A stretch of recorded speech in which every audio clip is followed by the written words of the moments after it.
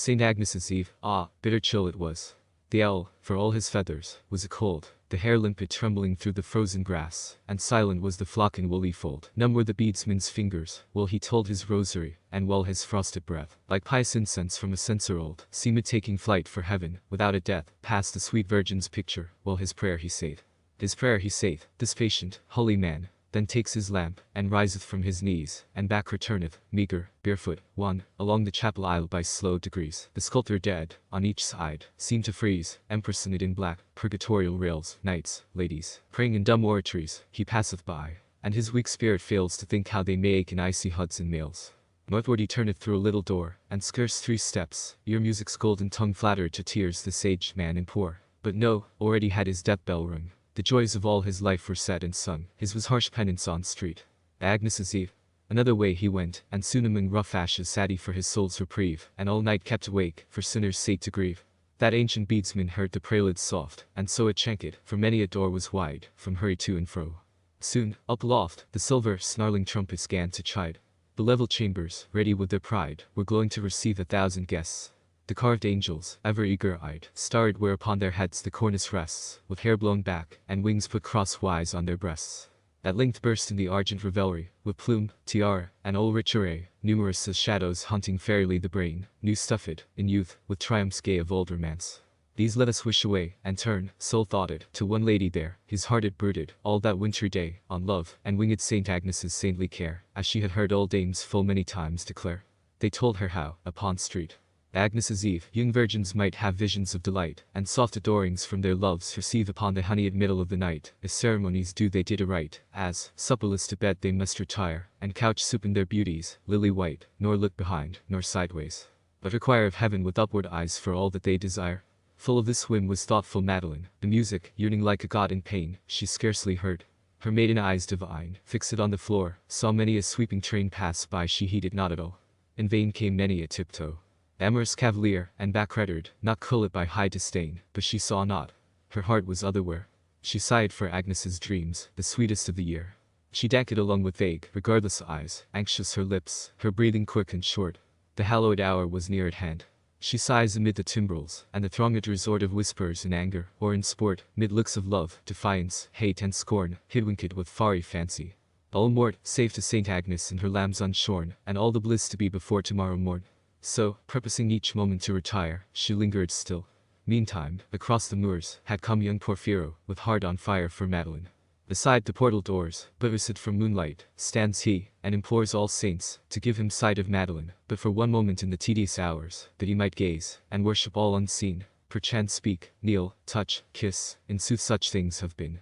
He ventures in, let no buzzed whisper tell, all eyes be muffled, or 100 swords will storm his heart, love's fever citadel. For him, those chambers held barbarian hordes, hyena foemen, and hot-blooded lords. His very dogs would execrations howl against his lineage. Not one breast affords him any mercy, in that mansion fell, save one old beldam, weak in body and in soul.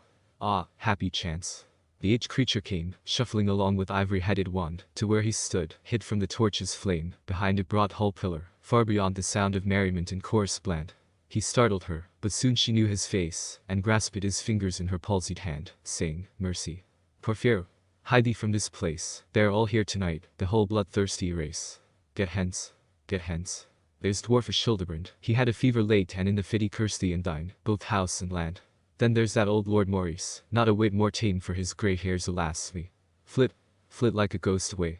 Ah, gossip dear, we're safe enough, here in this armchair sit, and tell me how good saints. Not here, follow me, child, or else these stones will be thy bier."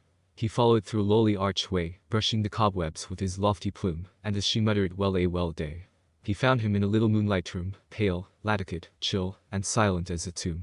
"Now tell me where is Madeline," said he. "Oh tell me, Angela, by the holy loom which none but secret sisterhood may see, when they St. Agnes's wool are weaving piously. St. Agnes, ah, it is street. Agnes's Eve, yet men will murder upon holy days. Thou must hold water in a witch's sieve, and be liege lord of all the elves and fays, to venture so. It fills me with amaze to see thee, Porphyro. St. Agnes's Eve. God's help. My lady fair the conjurer plays this very night. Good angels her deceive. But let me laugh a while, I've mickle time to grieve. Feebly she laugheth in the languid moon, while Porphyro upon her face doth look, like puzzled urchin on an aged crone who keepeth closed a wondrous riddle book, as spectacled she sits in chimney nook. But soon his eyes grew brilliant, when she told his lady's purpose, and he scarce could brook tears, at the thought of those enchantments cold, and Madeline asleep in lap of legends old. Sudden a thought came like a full-blown rose, flushing his brow, and in his pained heart made purple right. Then doth he propose a stratagem, that makes the beldam start. The cruel man, and impious thou art. Sweet lady, let her pray, and sleep, and dream alone with her good angels. Far apart from wicked men like thee. Go, go. I deem thou canst not surely be the same that thou didst seem. I will not harm her, by all saints I swear, quoth Porphyro. Oh may I ne'er find grace, when my weak voice shall whisper its last prayer, if one of her soft ringlets I displace, or look with ruffian passion in her face. Good Angela, believe me by these tears, or I will, even in a moment's space, awake, with horrid shout, my foemen's ears, and beard them, though they be more fanged than wolves and bears. Ah, why wilt thou affright a feeble soul? The poor, weak, palsy-stricken, churchyard thing, whose passing bell may ere the midnight toll, whose prayers for thee, each morn and evening, were never missed. Thus plaining, doth she bring a gentler speech from burning Porphyro, so woeful, and of such deep sorrowing, that Angela gives promise she will do whatever he shall wish, but either weal or woe. Which was, to lead him, in close secrecy, even to Madeline's chamber, and there hide him in a closet, of such privacy, that he might see her beauty unespied, and win perhaps that night a peerless bride, while legioned Faeries packed the coverlet, and pale enchantment held her sleepy-eyed. Never on such a night have lovers met, since Merlin paid his demon all the monstrous debt. It shall be as thou wishest, said the dame. All cates and dainties shall be stored there quickly on this feast night. By the tambour frame her own lute thou wilt see. No time to spare. For I am slow and feeble, and scarce dare on such a catering trust my dizzy head. Wait here, my child, with patience, kneel in prayer the while. Ah, thou must needs the lady wed, or may I never leave my grave among the dead. So saying, she hobbled off with busy fear. The lover's endless minutes slowly passed, the dame returned, and whispered in his ear to follow her, with aged eyes aghast from fright of dim espial. Safe at last, through many a dusky gallery, they gained the maiden's chamber, silken, hushed, and chaste, where Porphyro took covert pleased amain. His poor guide hurried back with the gads in her brain. Her faltering hand upon the balustrade, old Angela was feeling for the stair, when Madeline, Saint Agnes's charmed maid, rose, like a missionate spirit, unaware. With silver tapers light and pious care, she turned, and down the aged gossip led to a safe level matting. Now prepare, young Porphyro, for gazing on that bed. She comes again, like ring dove frayed and fled. Out went the taper as she hurried in, its little smoke, in pallid moonshine, died. She closed the door, she panted, all akin to spirits of the air, and visions wide. No uttered syllable, or, woe bet-eyed. But to her heart was voluble, painting with eloquence her balmy side, as though a tongueless nightingale should swell her throat in vain, and die, heart stifled, in her dell. The casement high and triple arched there was, all garlanded with carven imageries of fruits, and flowers, and bunches of knot grass, and diamonded with panes of quaint device, innumerable of stains and splendid dyes. As of the tiger moth's deep damasked wings, and in the midst, 'mong thousand heraldries, and twilight saints, and dim emblazonings, a shielded scutcheon blushed with blood of queens and kings.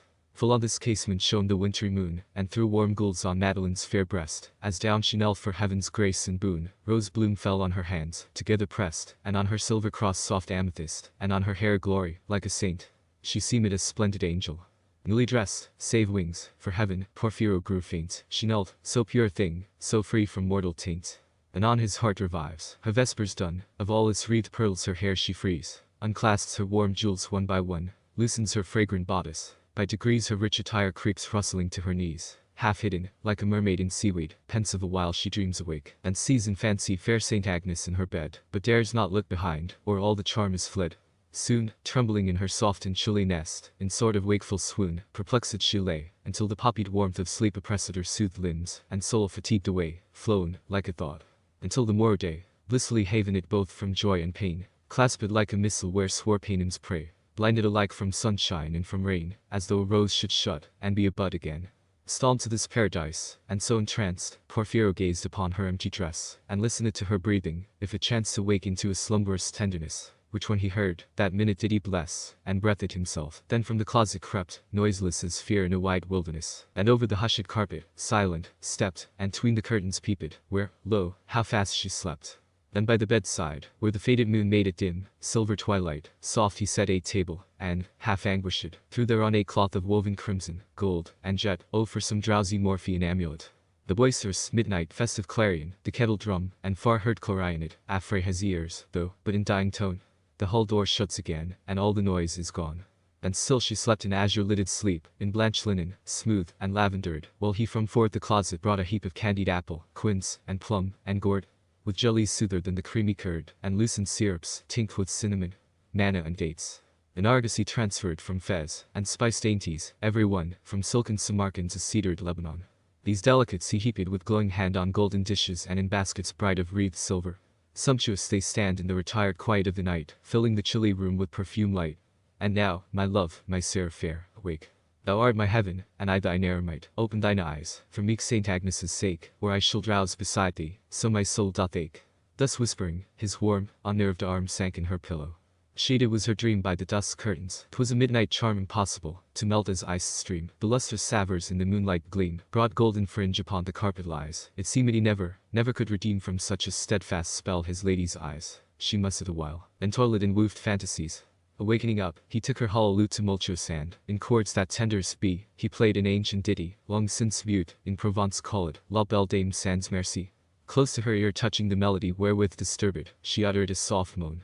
He ceased, she panted quick, and suddenly her blue affrighted eyes wide open shone. Upon his knees he sank, as smooth sculptured stone. Her eyes were open, but she still beheld, now wide awake, the vision of her sleep. There was a painful change, that nigh expelled the blisses of her dream so pure and deep, at which fair Madeline began to weep, and moan forth witless words with many a sigh. While still her gaze on Porphyro would keep, who knelt, with joined hands and piteous eye, fearing to move or speak, she looked so dreamingly. "Ah, Porphyro," said she, but even now thy voice was a sweet tremble in mine ear, made tunable with every sweetest vow, and those sad eyes were spiritual and clear. How changed thou art! How pallid, chill, and drear! Give me that voice again, my Porphyro, those looks immortal, those complainings dear. But leave me not in this eternal woe, for if thou diest, my love, I know not where to go. Beyond a mortal man impassioned far at these voluptuous accents, he arose, ethereal, flushed, and like a throbbing star seen mid the sapphire heaven's deep repose, into her dream he melted. As the rose blendeth its odor with the violet, solution sweet, meantime the frost wind blows like love's alarum pattering the sharp sleet against the window panes. Saint Agnes's moon hath set. 'Tis dark, quick pattereth the flaw-blown sleet. This is no dream, my bride, my Madeline. 'Tis dark, the ice gusts still rave and beat. No dream, alas, alas, and woe is mine. Porphyro will leave me here to fade and pine. Cruel, what traitor could thee hither bring? I curse not, for my heart is lost in thine, though thou forsakest a deceived thing. A dove forlorn and lost with sick unpruned wing. My Madeline, sweet dreamer, lovely bride, say, may I be for aye thy vassal blessed? Thy beauty's shield, heart shapped and vermeil dyed. Ah, silver shrine, here will I take my rest after so many hours of toil and quest, a famished pilgrim saved by miracle. Though I have found, I will not rob thy nest saving of thy sweet self, if thou think'st well to trust, fair Madeline, to no rude infidel. Hark! 'Tis an elfin storm from fairy land, of haggard seeming, but a boon indeed. Arise, arise, the morning is at hand, the bloated wassailers will never heed. Let us away, my love, with happy speed. There are no ears to hear, or eyes to see, drown it all in Rhenish in the sleepy mead. Awake, arise, my love, and fearless be, for o'er the southern moors I have a home for thee.